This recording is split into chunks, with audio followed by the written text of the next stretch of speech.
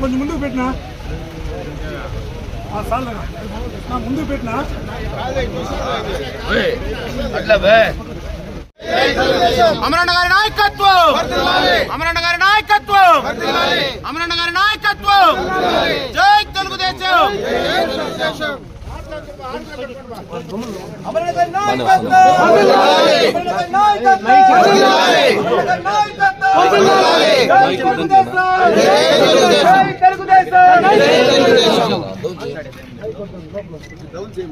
అమరన్న గారి నాయకత్వం, అమరన్న గారి నాయకత్వం, అమరన్న గారి నాయకత్వం, అమరన్న గారి నాయకత్వం. జై తెలుగుదేశం, జై తెలుగుదేశం, జై తెలుగుదేశం. అమరన్న గారి నాయకత్వం, అమరన్న గారి నాయకత్వం, అమరన్న గారి నాయకత్వం. జై తెలుగుదేశం, జై జనసేన.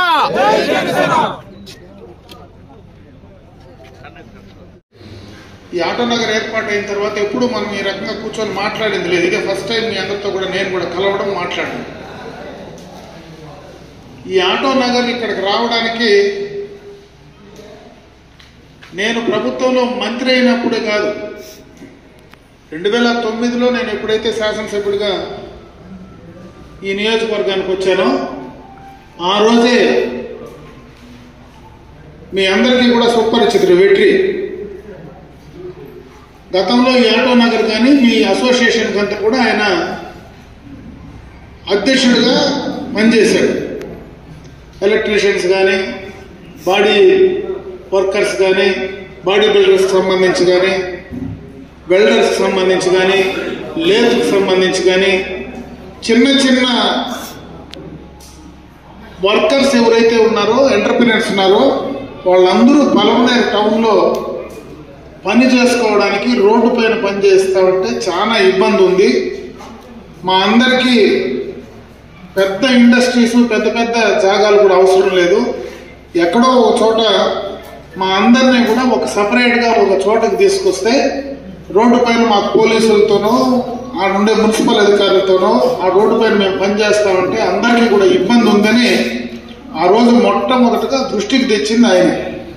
ఆ తర్వాత నేను శాసనసభ్యుడిగా ప్రతిపక్షంలో ఉన్న చాలా సందర్భాల్లో ఏపీఐసీకి మేమిద్దరం తిరిగినాం. నా దగ్గరే వచ్చి హైదరాబాద్లో పెట్టి నా రూమ్లో పడుకునేవాడు.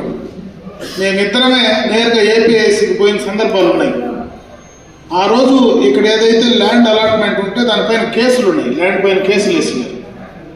ఆ కేసులకు సంబంధించి కోర్టులో కానీ ఆ ప్రభుత్వం ల్యాండ్ తీసుకురావడానికి దాదాపు 7-8 సంవత్సరాలు మాకు పట్టింది.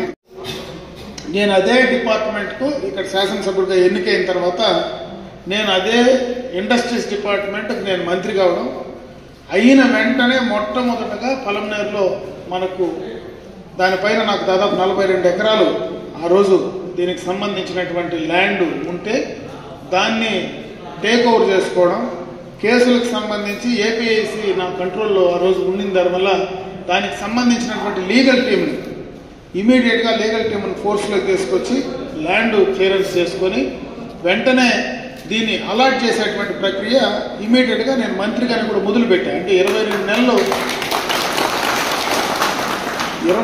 నెలలు మాత్రమే నేను మంత్రిగా పనిచేసేటువంటి అవకాశం దొరికింది. ఆ 22 నెలల్లో దాదాపు ఒక సంవత్సరంలోనే ప్రాసెస్ అన్ని కంప్లీట్ చేసుకొని ల్యాండ్ అలాట్మెంట్ కూడా ఆ రోజు ఇచ్చే సందర్భంలో కూడా ఇక్కడ అందరూ చిన్న చిన్న ఎంటర్ప్రినర్స్, అంటే తక్కువ ల్యాండ్ మీరు పనిచేసుకోవడానికి చిన్న చిన్న ఆటో వర్కర్స్ అందరూ కూడా తీసుకోవాలంటే డబ్బులు ఎక్కువ పెట్టుబడి పెట్టి చేయలేరనే ఉద్దేశంతో ఆ రోజు అతి తక్కువ ధరకు, అంటే రాష్ట్రంలోనే అతి తక్కువ ధరకు ఆ రోజు మీకు ల్యాండ్ అలాట్ చేసేటువంటి ప్రక్రియను తీసుకోవడం కూడా జరిగిందని చెప్పి ఈ సందర్భంగా మీ దృష్టికి తెస్తా ఉన్నాను. అయితే ప్రభుత్వం మారిన తర్వాత ఆ రోజు ఏపీఐసీ నుంచి డెవలప్డ్ ల్యాండ్ కిందనే మీకు అలాట్మెంట్ చేసింది. ఆటో నగర్లన్నీ కూడా యూడిఎల్ ల్యాండ్ ఇవ్వలేదు, డెవలప్డ్ ల్యాండే మీకు ఇచ్చే ప్రక్రియలోనే చేశారు. ఒక్కసారి డెవలప్డ్ ల్యాండ్ చేస్తే ఏపీఐసీ వాడే దాన్ని డెవలప్ చేసి ఇవ్వాల్సినటువంటి బాధ్యత ఏపీఐసీ డిపార్ట్మెంట్ పైనే ఉంటుంది. అన్డెవలప్డ్ ల్యాండ్ ఏదైనా యూడిఎల్ కింద మీకు అలాట్ చేస్తే మనమే డెవలప్ చేసుకోవాల్సిన పరిస్థితి ఉంటుంది. దానికి కావాల్సినటువంటి ఇన్ఫ్రాస్ట్రక్చర్, రోడ్స్ కానీ ఎలక్ట్రిసిటీ కానీ డ్రైనేజ్ కానీ ఇవన్నీ కూడా మనము డెవలప్డ్ ల్యాండ్కు ఏపీఐసీ చేయాలి. ఇక్కడ ఎప్పటి నుంచినా కూడా మనకు ఎలక్ట్రిసిటీ ప్రాబ్లం ఉంది, అటు పాత ఇండస్ట్రియల్ ఎస్టేట్ కానీ, ఎందుకంటే అక్కడ మనకు ఉండేటువంటి ఇండస్ట్రీస్ అన్నిటికీ కూడా ఎప్పుడు లో వోల్టేజ్ ప్రాబ్లం ఉండేది. అందుకే ఇక్కడ సబ్ స్టేషన్ కూడా ఆ రోజు నేను తీసుకొచ్చిన సబ్ స్టేషనే, దాన్ని ఓపెన్ చేసింది కూడా నేనే ఓపెన్ చేశాను ఆ రోజు ఆ సబ్ స్టేషన్. ఈరోజు ఆ సబ్ స్టేషన్ లేకపోతే మనకి ఇంకా లో వోల్టేజ్ ప్రాబ్లం ఉండి ఇక్కడ మొత్తం కూడా ఎవరు పని చేసుకునేటువంటి పరిస్థితి కూడా లేకుండా పోయేది. అయితే ప్రభుత్వం మారిన తర్వాత వాళ్ళు చేయాల్సిన పనికి మళ్ళా మీ దగ్గర అడిషనల్గా 300 రూపాయలు కట్టించుకునేది ఎక్కడ చరిత్రలో లేదు. ఒకసారి మీకు అలాట్ చేశాం.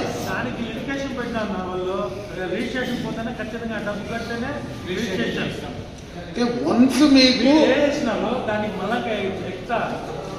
ఒక్కసారి మీకు ల్యాండ్ అలాట్ చేసిన తర్వాత మీకు ఒక రేట్ ఫిక్స్ చేసి అగ్రిమెంట్ కంక్లూడ్ అయిన తర్వాత, మీతో అగ్రిమెంట్ ఫస్ట్ కంక్లూడ్ అవుతాం. అగ్రిమెంట్ అయిన తర్వాత మీరు ఆ ల్యాండ్ను యూటిలైజేషన్ తీసుకురావాలి. ల్యాండ్ యూటిలైజేషన్ తీసుకొచ్చిన తర్వాత దాన్ని రిజిస్ట్రేషన్ ఫెసిలిటీ నడుస్తుంది. అంటే అగ్రిమెంట్లో ఏం ప్రాసెస్ ఆ రోజు మనం చేశామో ఆ అగ్రిమెంట్ ప్రకారమే మీకు రిజిస్ట్రేషన్ జరగాలి.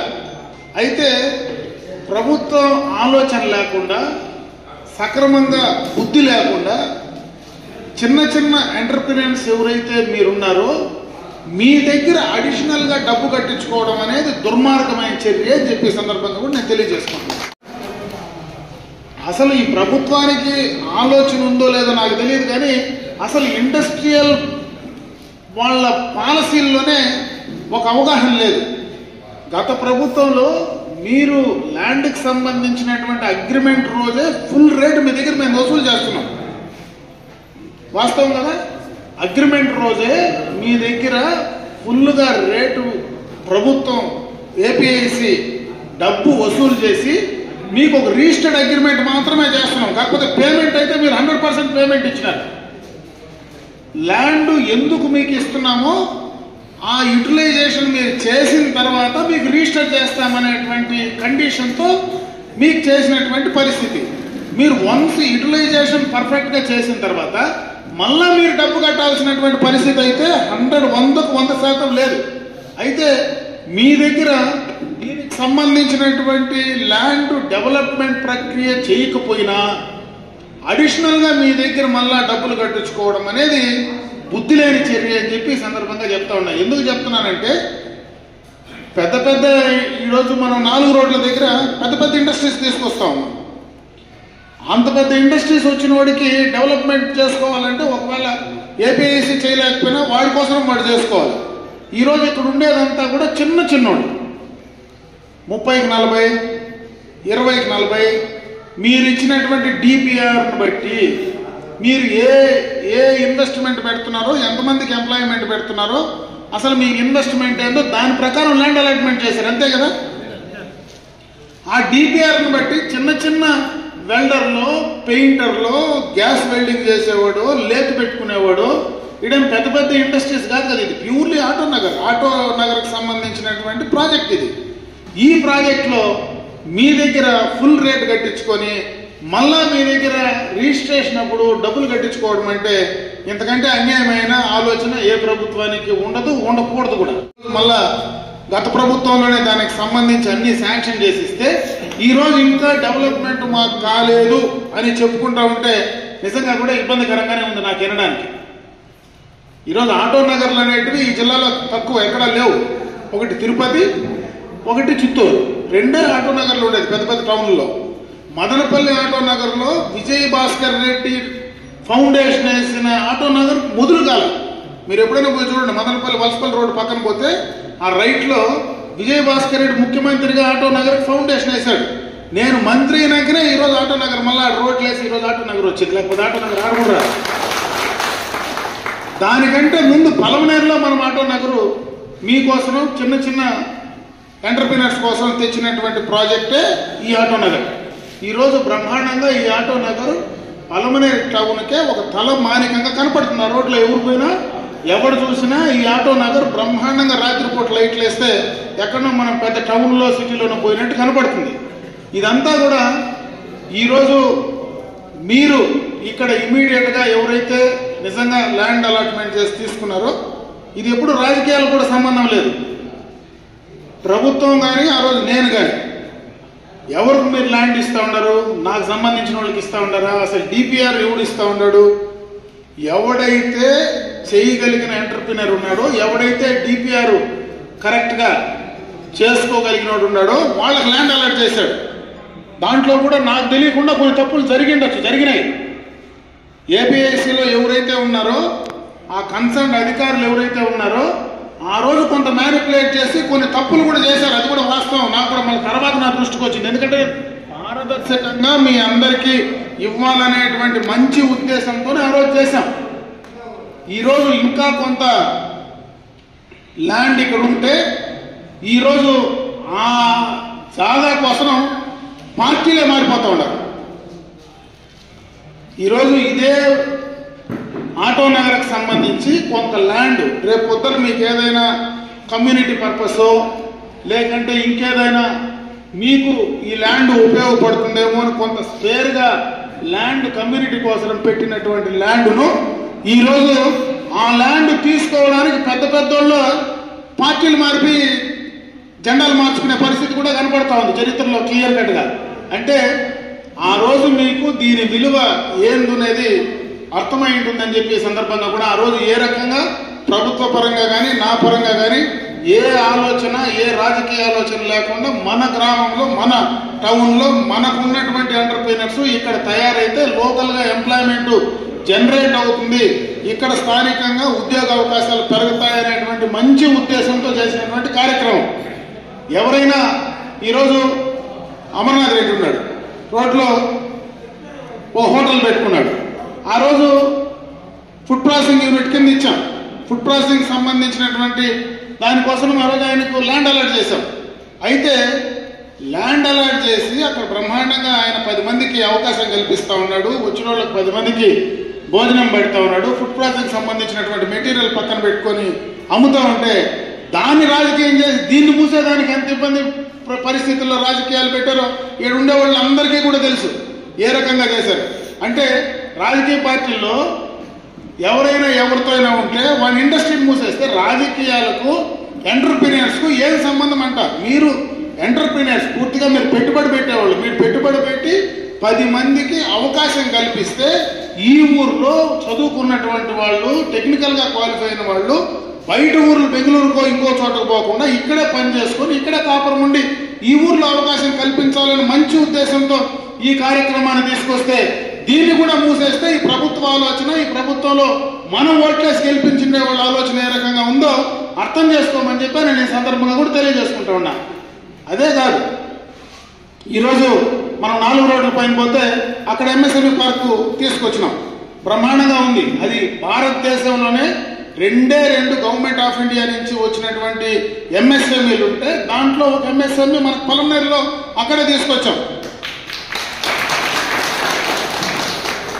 రేపు మళ్ళా ఎందుకంటే ఇది రేపు భవిష్యత్తులో పలమనేరు అనేది భవిష్యత్తులో ఒక ఇండస్ట్రియల్ హబ్గా తయారు కావడానికి ఒక సెంట్రల్లీ లొకేటెడ్ ఏరియా. ఈరోజు మనకు రోడ్ కనెక్టివిటీ, మనకు ఎక్స్ప్రెస్ వే మన ఊరు పక్కనే పోతా ఉంది. మనకు బెంగళూరు నుంచి చెన్నైకి ఉండేటువంటి హైవే మన పక్కనే పోతా ఉంది. ఈరోజు చెన్నై బెంగళూరు, అదేవిధంగా వైజాగ్ చెన్నై ఇండస్ట్రియల్ కారిడార్ అంటాం. వైజాగ్ చెన్నై, చెన్నై బెంగళూరు ఈ మధ్యలో ఉండేటువంటి ఏరియాలో రేపు ఇండస్ట్రీస్ తయారు కావడానికి, ఇండస్ట్రీస్ హబ్గా తయారు కావడానికి ఈ యొక్క ప్లేసు చాలా ఇంపార్టెన్స్ భవిష్యత్తులో ఉండబోతా ఉంది. ఇటు ఇంటర్స్టేట్ కనెక్టివిటీ ఉండేటువంటి ప్రాంతం మన పలమనేరు. ఇక్కడ అవకాశాలు చాలా ఎక్కువ ఉన్నాయి. మనము రేపు ఏదైతే ఎక్స్ప్రెస్ వే అయిపోతే 40 నిమిషాల్లో మనం బెంగళూరు వెళ్ళిపోవచ్చు, 45 నిమిషాల్లో చెన్నై ఊరు ముందరకు పోవచ్చు. ఇప్పుడు మనకు చిత్తూరు నుంచి తచ్చూరు స్ట్రైట్గా నేరుగా పోర్టుకు దారి ఉంది. ఇప్పుడు బెంగళూరు నుంచి డైరెక్ట్గా పోర్టుకు పోవడానికి ఇటే పోవాలి. ఇక్కడ మొత్తం కూడా రేపు మనకు ఆ ఇండస్ట్రీస్ మ్యానుఫ్యాక్చరింగ్ ఏవైతే ఇండస్ట్రీస్ ఉన్నాయో ఈ ప్రాంతంలో ఉంటే మనకు ఒక అవుట్లెట్, ఇక్కడ మన పైరెడ్డిపల్లిలో మనకు ఒక అవుట్లెట్ ఉంది. ఈ ఏరియా అంతా ఇండస్ట్రియల్ హబ్గా తయారైతే మీకు పోర్టుకు పోవడానికి మనకు ఉండేటువంటి సిటీస్, 2 సిటీస్ కనెక్ట్ కావడానికి ఈరోజు మనకి ఇది మంచి ఇండస్ట్రియల్ హబ్గా తయారయ్యేదానికి చాలా మంచి అవకాశాలు ఉన్నాయి. ఆ అవకాశాలు మనం సక్రమంగా వాడుకుంటే మన బిడ్డలు, మన భవిష్యత్తులో తరాల వాళ్ళకి ఇక్కడనే మనకు ఉపాధి అవకాశాలు పెరగడానికి చాలా అనుకూలాలు ఉన్నాయనేది ముందే మనం గుర్తించినటువంటి కార్యక్రమం. దాంట్లో భాగంగానే మనం ఇవన్నీ కూడా కొన్ని మనం గతంలో చేసుకున్నాం. మళ్ళీ ఇంకా చాలా చేసుకోవడానికి అవకాశాలు ఉన్నాయి. ఈరోజు మీరు ఏదైతే ఇక్కడ మనకు ఉండేటువంటి ఇబ్బందులు ఉన్నాయో, మీరు చెప్పినటువంటి ఎలక్ట్రిసిటీ ఛార్జెస్ సంబంధించి చాలా దారుణాలు ఉన్నాయి. ఈరోజు మన ఇండ్లకు కూడా విపరీతంగా 9 దఫాలు పెంచాడు. ఎప్పుడు కూడా ఈ గవర్నమెంట్ ఇంత తక్కువ టైంలో ఇంత ఎక్కువ ఎలక్ట్రిసిటీ ఛార్జెస్ పెంచినటువంటి సందర్భాలు లేవు. రేపు తెలుగుదేశం అధికారంలోకి వస్తే మేము ఎలక్ట్రిసిటీ ఛార్జెస్ పెంచమని చెప్పి క్లియర్ కట్గా చంద్రబాబు నాయుడు గారు అనౌన్స్ కూడా చేయడం జరిగింది. వీళ్ళు 9 సార్లు పెంచితే మేము పెంచేది రేపు 5 సంవత్సరాలు అధికారంలోకి ఇస్తే మేము పెంచమని చెప్తున్నాం. ఇది కూడా ఎందుకు, గత 5 సంవత్సరాల్లో ఎప్పుడు కూడా ఎలక్ట్రిసిటీ ఛార్జెస్ పెంచినటువంటి దాఖలాలు గత తెలుగుదేశం ప్రభుత్వంలో చంద్రబాబు నాయుడు అధికారంలో ఉన్నప్పుడు ఎప్పుడు జరగలేదు. అదేవిధంగా ట్యాక్సెస్ ఈరోజు విపరీతంగా ట్యాక్సెస్ పెరిగినాయి. ప్రతి సంవత్సరం 15% మనకు ఊర్లో ఉండేటువంటి ఇండ్లకు కూడా ఇంతకుముందు కనీసం మనం కట్టినటువంటి బిల్డింగ్ ట్యాక్స్ వేసేవాళ్ళు. బిల్డింగ్ పొడుగు ఎంత ఉంది, వెడల్పు ఎంత ఉంది అని ట్యాక్స్ వేసేవాళ్ళు. అట్లా కాదు, మనకుండే ఖాళీ జాగాను కూడా కలిపి ట్యాక్స్ వేస్తూ ఉన్నారు. మనకు తెలియకనే 15% ప్రతి సంవత్సరం ట్యాక్స్ పెంచేసి మనకు వచ్చేస్తూ ఉంది. అంటే విపరీతంగా అర్బన్ ఏరియాస్లో ట్యాక్సెస్ పెంచినటువంటి పరిస్థితి ఈరోజు ఈ ప్రభుత్వంలో ఉంది. కనీసం ఎంటర్ప్రినర్స్ పైన, పెట్టుబడిదారుల పైన ఆలోచించేటువంటి పరిస్థితి ఈ ప్రభుత్వానికి లేదు. ఎందుకంటే ఈరోజు ఎక్కడ కొత్త ఇండస్ట్రీ ఈ రాష్ట్రంలో రావడానికి భయపడతా ఉన్నారు. గత ప్రభుత్వంలో కియా కావచ్చు, హీరో మోటార్స్ కావచ్చు, ఈఎంసీలు కావచ్చు, రకరకాలైనటువంటి ఇండస్ట్రీస్ గత ప్రభుత్వంలో తీసుకొచ్చాం. ఈరోజు ఈ ప్రభుత్వం వచ్చిన తర్వాత ఇటు ఎంఎస్ఎంఈలు పెట్టే ఇట్లా అమర్నాథ్ రెడ్డిని బెదిరిస్తారు. ఇంకో పక్క అమర్ రాజా లాంటి పెద్ద ఇండస్ట్రీస్ పెట్టుకునే వాళ్ళని తరిమేస్తారు. వాళ్ళు పెట్టేటువంటి పెట్టుబడులు తీసుకొని పోయి తెలంగాణకు తరిమేస్తారు. అంటే చిన్న పెట్టుబడిదారు, చిన్న ఇండస్ట్రియలిస్ట్ నుంచి కూడా, చిన్న ఎంటర్ప్రైనర్ నుంచి కూడా పెద్దోళ్ళను కూడా బెదిరించే ప్రభుత్వాలు ఎప్పుడైనా చరిత్రలో మనం చూసామంటే అది ఈ ప్రభుత్వమే. జగన్మోహన్ రెడ్డి ప్రభుత్వం, ఈ వైఎస్ఆర్ కాంగ్రెస్ పార్టీ ప్రభుత్వం వచ్చిన తర్వాతనే ఇటువంటివన్నీ కూడా జరుగుతూ ఉన్నాయనేది ఇవే ఉదాహరణ.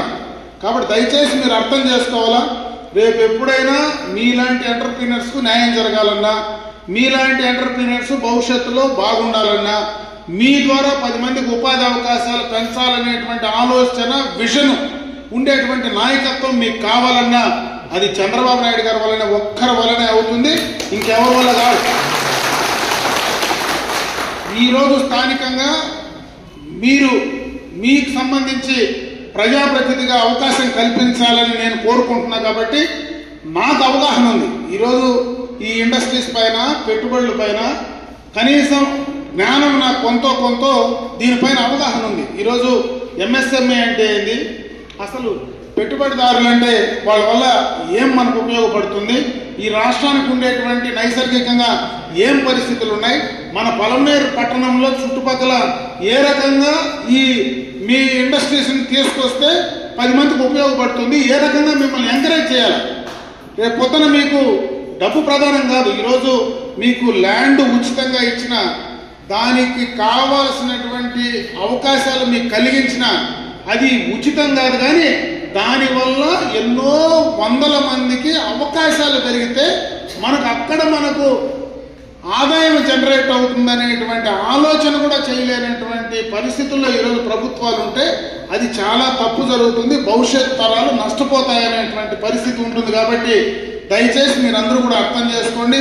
ఈరోజు మన పార్లమెంట్ కూడా మరి ప్రసాదరావు గారు పోటీ చేస్తా ఉన్నారు. ఆయన కూడా ఐఆర్ఎస్ నుంచి మరి వాలంటీర్ రిటైర్మెంట్ తీసుకొని ఈరోజు వస్తూ ఉన్నాడు. ఎందుకంటే మనకు రేపు పొద్దున పార్లమెంట్లో కావచ్చు, ఢిల్లీలో కావచ్చు, ఏదైనా ఈ యొక్క ఇండస్ట్రీస్కి సంబంధించో, మన ఎంఎస్ఎంఈలకు సంబంధించో మనకు ఉండేటువంటి సమస్యలు గవర్నమెంట్ ఆఫ్ ఇండియా నుంచి చాలా అవకాశాలు ఉన్నాయి. ఈరోజు మీరు చెప్పారు, నాకు సబ్సిడీనో ఏదైనా మాకు కావాల్సినటువంటి చిన్న ఇండస్ట్రీస్కి కావాల్సినటువంటి వాటికి కావాల్సినటువంటి లోన్లో ఇంకోటో కావాలంటే మన గవర్నమెంట్ ఆఫ్ ఇండియా నుంచి తెచ్చుకోవచ్చు. అవి తెచ్చుకోవాలంటే మనకు మంచి ఎంపీ, అవగాహన ఉండే ఎంపీ కావాలి. ఇప్పుడుండే ఎంపీ ఉన్నాడు, పాపం అతను ఎక్కడున్నాడో కూడా మనకు తెలియదు. 5 సంవత్సరాలు ఓటేసినాం. ఆయన ఆడ కూర్చో ఉంటాడో, అసలు ఏం చేస్తాడో, ఏ రకంగా అవగాహన ఉందో తెలియదు. అది చదువుకున్నాడో లేదో కూడా మనకు తెలియదు. మరి అటువంటి వాళ్లకు ఓట్లు వేసినామంటే మనకు ఉపయోగం అయితే ఉండదు. మనకు చదువుకునే వ్యక్తి, సంబంధాలు ఉండే వ్యక్తి దగ్గుమల్లి ప్రసాదరావు ఉన్నాడు. అటువంటి వాళ్ళకు అవకాశం కల్పిస్తే రేపు భవిష్యత్తులో మనకు కూడా ఉపయోగపడుతుంది అనేది కూడా దయచేసి మీరు ఆలోచించుకోమని చెప్పి సందర్భంగా కోరుకుంటున్నా. ఇంకొక అంశం, ఎందుకంటే ఇక్కడ మనకు మగ్గాలకు సంబంధించి ఉన్నాయి. ఈడేవైతే మనకు ఉండేటువంటి మగ్గాలు గతంలో చాలా బాగుండేది ఆ ఇండస్ట్రీ. అందుకే ఎక్కువ మంది మన ప్రాంతం నుంచి కాకపోయినా బయట చిత్తూరు నుంచినో, రకరకాలుగా తమిళనాడు నుంచినో చాలా మంది వచ్చి ఇక్కడ దాన్ని పెట్టారు. ఆ రోజు ఎంతో మంది, దాదాపు ఒక్కొక్క యూనిట్లో ఒక 50 మందికి 100 మందికి ఆ రోజు ఎంప్లాయ్మెంట్ చేసేటువంటి పరిస్థితి ఉండేది. ఈరోజు పూర్తిగా అవన్నీ కూడా మూలపడిపోయినాయి. దానికి సంబంధించి టెక్నికల్గా ఏం చేయాలా, రేపు పొద్దున ఆ ఇండస్ట్రీ మూతపడిపోతే వాళ్ళు రివైవ్ చేసుకోవడానికి ఏం అవకాశాలు ఉన్నాయి, ఏ రకంగా దాన్ని కన్వర్ట్ చేసుకునేటువంటి అవకాశాలు ఉన్నాయి. ఎందుకంటే ఈ ఇండస్ట్రీస్లో మీరు ఎప్పటికప్పుడు అప్డేట్ కావాలి. అప్డేట్ కాకపోతే ఖచ్చితంగా నష్టపోతాం. ఆ అప్డేట్ అయ్యే దాంట్లో మీకు టెక్నికల్ సపోర్ట్ ఏం చేయాలా, ఫినాన్షియల్ సపోర్ట్ ఏం చేయాలా, ఏ రకంగా చేస్తే ఆ ఇండస్ట్రీని మళ్ళీ మనం రివైవ్ చేసుకొని ముందుకు నడిపించగలమనేది కూడా మీరందరూ కూడా కూర్చొని ఆలోచిస్తే రేపు మళ్ళా ప్రభుత్వం వచ్చిన తర్వాత నా తరఫున, ప్రభుత్వం తరఫున ఏం చేయాలన్నా కూడా నేను చేసి అవి రివైవ్ చేసేదానికి నా వంతు నేను ప్రయత్నం చేస్తానని చెప్పి ఈ సందర్భంగా మీ అందరి దృష్టికి తెస్తా ఉన్నా. ఇకపోతే దీనికి సంబంధించి మీరు కాంపౌండ్ వాలో లేదంటే ఇక్కడ సెక్యూరిటీకి సంబంధించో ఏది కావాలంటే రేపు ఏపీఐఎస్ నుంచి వాళ్ళు మనకి ఏం చేయగలరు, ఏ రకంగా మనం దాన్ని ఫుల్ఫిల్ చేసుకోవాలనేది మళ్ళీ కూడా ఖచ్చితంగా నేను మళ్ళీ మీరు ఎప్పుడు కావాలంటే మీరు ఎప్పుడు పిలిచినా రేపు మళ్ళీ మన ప్రభుత్వం అధికారంలోకి వచ్చిన తర్వాత ఇదే రకంగా మీ ఇండస్ట్రీకి సంబంధించినటువంటి ఇక్కడ ఉండేటువంటి మీరందరూ ఒకసారి నన్ను మళ్ళీ పిలిస్తే నేను ఇక్కడికే వచ్చి కూర్చొని ఆ డిపార్ట్మెంట్ ఆఫీసర్లు కూడా రమ్మని ఏ రకంగా మీకు చేయగలం, వాళ్ళ దగ్గర ఏం అవకాశాలు ఉన్నాయి, మనకి ఇక్కడ ఎంతవరకు వాళ్ళు చేయగలరు, లేదా ఇక్కడ కాకపోతే మనం వేరే ఢిల్లీ నుంచి ఏ రకంగా మీకు సపోర్టు గవర్నమెంట్ ఆఫ్ ఇండియా నుంచి ఏ రకమైనటువంటి అవకాశాలు ఉన్నాయి అవన్నీ కూడా తీసుకొని పూర్తి స్థాయిలో ఏదైతే ఇక్కడ ఈ ఆటో నగర్ను ప్రతిష్టాత్మకంగా తీసుకొని మిమ్మల్ని అందరినీ చిన్న చిన్న ఎంటర్ప్రీనర్స్ అందరినీ కూడా ఇక్కడ తయారు చేయాలనేటువంటి ఆలోచనతో ఆ రోజు బీజం వేసుకొని నేను చేశాను. నేను తయారు చేసి నా మనసులో ఏదైతే ఉందో నేను తయారు చేసినటువంటి కార్యక్రమం ఈ ఆటో నగర్. కాబట్టి దీనికి మీకు ఇబ్బంది రాకుండా భవిష్యత్తులో మీరు ఇంకా బాగా దీన్ని ఎదగడానికి, ఎదిగించుకోవడానికి ఏ రకంగా నేను ఉపయోగపడతానో అవన్నీ కూడా 100కు 100% మేము చేసిస్తానని చెప్పి మీ అందరికీ కూడా ఈ ఆటో నగర్కి సంబంధించిన ప్రతి ఒక్కరికి కూడా నేను తెలియజేసుకుంటున్నా. అదే కాకుండా ఈరోజు ఈ ఆటో నగర్లో ఉండేవాళ్ళు అందరికీ ఇచ్చాం. ఆ రోజు ఏదో తెలుగుదేశం పార్టీలో మా పార్టీలో ఉండేవాళ్ళకు, నా పార్టీ వెనకంటి ఉండేవాళ్ళకి ఎవరికి ఇలా ఆ రోజు చాలా మంది అలాట్మెంట్లో ఆ రోజు వైఎస్ఆర్ కాంగ్రెస్ పార్టీకి సంబంధించి అభిమానులు కూడా దీంట్లో చాలా మందికి ఆ రోజు ఇచ్చాం. మనం ఎవరిని కాదనలా, ఎవరికి ఇవ్వలే. నేను వాళ్ళ రాజకీయాల గురించి మాట్లాడట్లే, వాళ్ళు కూడా ఆలోచించుకోమంటున్నా. ఆ రోజు నేను చేసిన దానికి నాకు అవకాశం కల్పించమంటా ఉండా. మీరు అవకాశం ఇస్తే రేపు మళ్ళా మీ అందరికీ పూర్తి స్థాయిలో అన్ని రకాలుగా చేసి చూపిస్తా. ఎందుకంటే ఇది చేశాను కాబట్టి చేసి చూపించడానికి అవకాశం ఉంది. కాబట్టి మీరు కూడా ఆ రకంగా నాకు సహకరించమని చెప్పి అందరినీ కూడా మనస్ఫూర్తిగా కూడా కోరుకుంటున్నా. కాబట్టి మీరందరూ రేపు ఎన్నికల్లో సైకిల్ గుర్తుపైన ఓట్లేసి నన్ను మీ ప్రజాప్రతినిధిగా ఎన్నుకోండి. రేపు 5 సంవత్సరాలు మీరు చేయాల్సింది నాకు ఈ ఒక 4-5 రోజులే. ఈ 4-5 రోజులు నా కోసం మీ ఎంటర్ప్రీనర్స్ అందరూ, మీ కుటుంబాలు, మీ దగ్గర పనిచేసే వాళ్ళందరితో కూడా పని చేయించండి. రేపు 5 సంవత్సరాలు మీరు ఏం చెప్పినా అది చేయడానికి నేను సిద్ధంగా, ఏ రోజు పిలిచినా ఇక్కడికి వచ్చి ఇదే చోటకు వచ్చి మళ్ళా కూర్చొని చేసేదానికి నేను సిద్ధంగా ఉంటానని చెప్పి మరొకసారి ఈ ఆటో నగర్లో ఉండేటువంటి మీకు, అదేవిధంగా మనకు ఉండేటువంటి పాత ఇండస్ట్రియల్ ఎస్టేట్ గ్రామాలకు సంబంధించిన వాళ్ళందరికీ కూడా మనస్ఫూర్తిగా చేతులకు నమస్కారాలు తెలియజేసుకుంటూ సెలవు తీసుకున్నా. స్వాగతం పలుకుతూ హృదయపూర్వకంగా స్వాగతం పలుకుతున్నాం తెలుగుదేశం పార్టీలే. అలాగే మునేంద్ర గారు మొసలమడుగు గ్రామం నుండి మొసలమడుగు గారిని,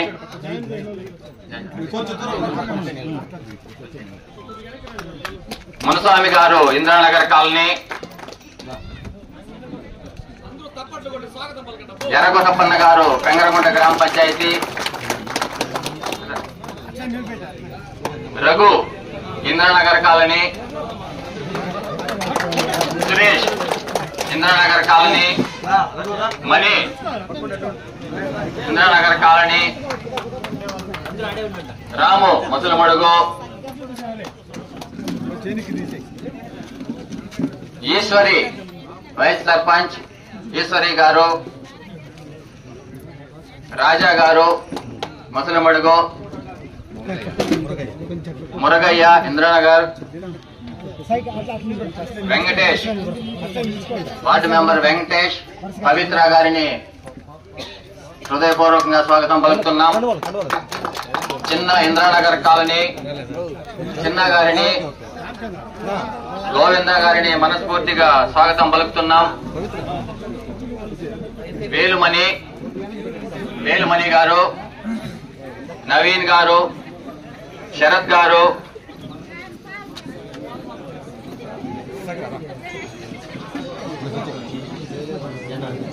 చంద్రశేఖర్, రాజాబాబు, చంద్రశేఖర్, ఉమాపతి ఏటికట్టిండ్లు చంద్రశేఖర్, రాజాబాబు, ఉమాపతి గారిని సాదరంగా స్వాగతిస్తున్నాం. అలాగే నాగరాజు గారు, మొగిలప్ప ఇంద్రానగర్ కాలనీ, అనీష్ గారు, కిట్టన్న గారు, అనీషు, కిట్టన్న, ఈశ్వర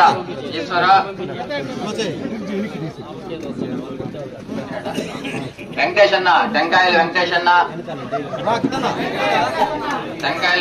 గారు,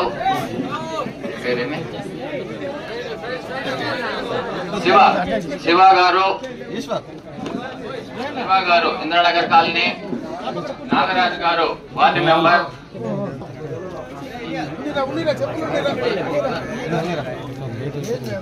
మోహనన్న గారు కడప, మోహనన్న గారిని హృదయపూర్వక స్వాగతం పలుకుతున్నాం.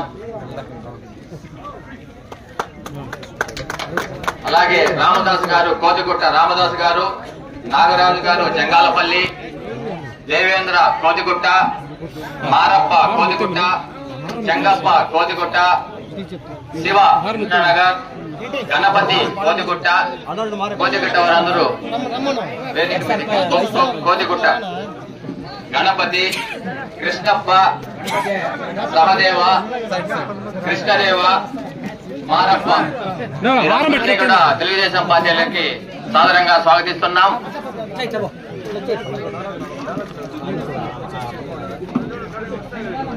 అలాగే గ్రామస్తులు,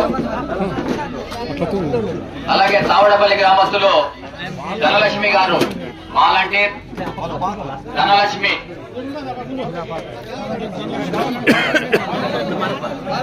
ధనలక్ష్మి గారిని సాదరంగా స్వాగతిస్తున్నాం. అలాగే రామయ్య గారు తావడపల్లి, రాజేష్ తావడపల్లి, ఆనంద తావడపల్లి, చక్రపాణి తావడపల్లి, కృష్ణప్ప తావడపల్లి, ప్రతి ఒక్కరిని తెలుగుదేశం పార్టీలోకి సాదరంగా స్వాగతిస్తున్నాం. మురగయ్య గారు ఇంద్రానగర్ కాలనీ, మురగయ్య, గోవిందరాజులు ఇంద్రానగర్ కాలనీ,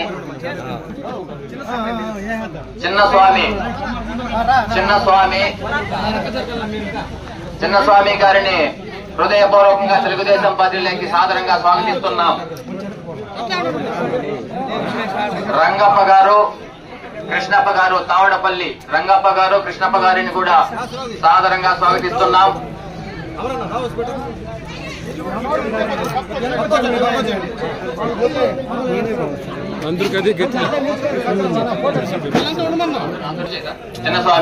చిన్నస్వామి గారిని సాదరంగా స్వాగతిస్తున్నాం.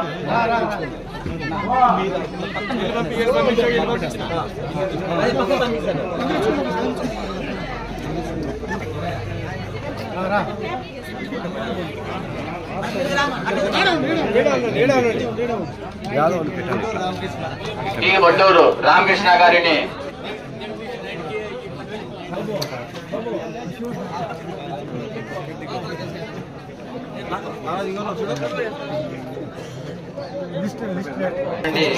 దాదాపుగా 55 కుటుంబాలు తెలుగుదేశం పార్టీ తీర్థం పుట్టుకోవడం జరుగుతున్నది.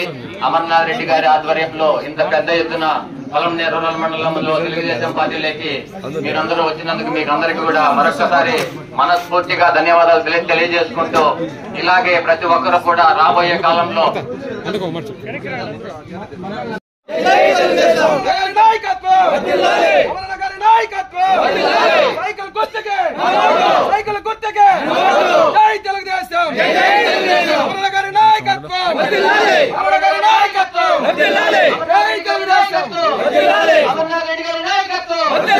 చంద్రబాబు నాయుడు గారి నాయకత్వం, చంద్రబాబు నాయుడు గారి నాయకత్వం, లోకేష్ గారి నాయకత్వం, పవన్ కళ్యాణ్ గారి నాయకత్వం, పవన్ కళ్యాణ్ గారి నాయకత్వం, చంద్రబాబు నాయుడు గారి నాయకత్వం. జై తెలుగుదేశం, జై తెలుగుదేశం, జై జనసేన, జై జనసేన, జై తెలుగుదేశం, జై తెలుగుదేశం. అమర్నాథ్ రెడ్డి గారి నాయకత్వం, అమర్నాథ్ రెడ్డి గారి నాయకత్వం, అమర్నాథ్ రెడ్డి గారి నాయకత్వం. ఇంత పెద్ద ఎత్తున పెంగరగొండ గ్రామ పంచాయతీలో ఇంత భారీ ఎత్తున తెలుగుదేశం పార్టీలోకి వచ్చిన మీ అందరికీ హృదయపూర్వక నమస్కారం తెలియజేసుకుంటున్నాము. ముఖ్యమైనటువంటి నాయకత్వం అంతా మాజీ ఎంపీటీసీ సభ్యులు, అదేవిధంగా వాలంటీరు, ముఖ్యమైనటువంటి వైస్ సర్పంచ్, చాలా మంది ముఖ్యమైన నాయకులందరూ కూడా ఈరోజు పార్టీలో చేరడం చాలా శుభ పరిణామం. మీ అందరినీ కూడా తెలుగుదేశం పార్టీలోకి మనస్ఫూర్తిగా ఆహ్వానిస్తూ, అదేవిధంగా ఈ ప్రభుత్వంలో ఈ 4.5 సంవత్సరాల్లో చేసినటువంటి ప్రజా వ్యతిరేక విధానాలపై విసిగి వేశారు మీరందరూ రావడం. రేపు మళ్ళీ తెలుగుదేశం ప్రభుత్వం అధికారంలోకి వచ్చిన వెంటనే ఈ గ్రామ పంచాయతీకి కానీ గ్రామానికి కానీ ఈ రోజు పార్టీలో చేరిన మీ అందరికీ కానీ ఏమైనా గ్రామానికి సంబంధించినటువంటి కార్యక్రమాలు కావచ్చు, అదేవిధంగా వ్యక్తిగతానికి సంబంధించినటువంటి కార్యక్రమాలు కావచ్చు, వాటినన్నింటినీ కూడా మీకు అందుబాటులో ఉండి వాటినన్నింటినీ పూర్తి చేసి ఇవ్వడానికి నేను మీ అందరికీ అందుబాటులో ఉండి చేసిస్తానని చెప్పి సందర్భంగా మీ అందరికీ కూడా తెలియజేసుకుంటూ, చాలా కార్యక్రమాలు ఇదివరకే గ్రామ పంచాయతీలో గత ప్రభుత్వంలో చాలా కార్యక్రమాలు చేశాం. ముఖ్యంగా ఇందిరమ్మ కాలనీకి సంబంధించి అయితే దాదాపు 100కు 100% ఆ రోజు మీరు అడిగినవన్నీ కూడా పూర్తి చేసి ఇచ్చాం. ఇదే విధంగా ఈ గ్రామ పంచాయతీలో ఉండేటువంటి అన్ని గ్రామాలు ఈరోజు చాలా మంది కోతికోట నుంచి కానీ, జంగాలపల్లి నుంచి కానీ, తావడపల్లి నుంచి కానీ, పెంగరగుంట నుంచి కానీ, అదేవిధంగా పక్కన బాయిల దగ్గర కట్టుకునేటువంటి వాళ్ళు కూడా చాలా మంది ఉన్నారు పెంగరగుంట గ్రామం నుంచి. వారందరూ కూడా ఎన్నో కార్యక్రమాలు ప్రజా సమస్యల పైన గతంలో నేను ఇంటింటికి వచ్చినప్పుడు కూడా మీరందరూ చెప్పడం జరిగింది. అవన్నీ కూడా నేను నోట్ చేసుకున్నా. ఇదే చోట హౌసింగ్ సంబంధించి కూడా కొన్ని కార్యక్రమాలు దారిలో పట్టాలకు సంబంధించి ఎస్టీలు కానీ వాళ్ళందరూ కూడా పోరాడడం జరిగింది. అవన్నీ కూడా రేపు రాబోయే తెలుగుదేశం ప్రభుత్వ హయాంలో అవన్నీ కూడా చేసి ఇవ్వడానికి నేను మీకు సిద్ధంగా ఉంటా. మీరందరూ ఇదే ఊపుతో ఇదే ఉత్సాహంతో ఈ గ్రామ పంచాయతీలో తెలుగుదేశం పార్టీ అధికారంలో లేకపోయినా ఈ గ్రామ పంచాయతీ ఎన్నికల్లో తెలుగుదేశం పార్టీని బలపరిచినటువంటి అభ్యర్థిని మీరు గెలిపించి పంపించిందని కూడా ఆ రోజు మీ అందరూ కూడా ఇక్కడ తెలుగుదేశం పార్టీకి మంచి పట్టుండేటువంటి గ్రామ పంచాయతీ. ఇంకొక రెట్టింపు మళ్ళీ ఈ పెంగరగుంట గ్రామ పంచాయతీలో ఇది వరకు పార్టీ స్థాపించినప్పటి నుంచి పెంగరగుంట గ్రామ పంచాయతీ అంటే తెలుగుదేశం పార్టీ కంచుకోట లాంటి ఉండేటువంటి గ్రామ పంచాయతీ. ఆ పేరు మళ్ళా మీరందరూ నిలబెట్టాలా. మళ్ళీ అందరూ కూడా ఎన్టీ రామారావు గారు ఏ ఆశయాలతో అయితే పార్టీ పెట్టాడో, ఆ రోజు ఏ ఆశయాలతో అయితే ఆయన ముందుకు వెళ్ళాడో వాటినన్నింటినీ కూడా ఆ రోజు మీరు బాధ్యతగా తీసుకొని చేసినటువంటి సందర్భాన్ని కూడా గుర్తు చేస్తూ, అదే విధంగా 1983లో ఏ రకంగా పార్టీ కోసం మీరు పనిచేశారో అదే ఉత్సాహంతో ఈ రోజు మీరందరూ కూడా పనిచేయండి అని చెప్పి మరొకసారి మీ అందరికీ తెలియజేసుకుంటూ రేపు జరిగే ఎన్నికల్లో తెలుగుదేశం పార్టీ సైకిల్ గుర్తు ఇటు శాసనసభ కానీ పార్లమెంట్ కానీ 2 ఓట్లు ఇస్తారు.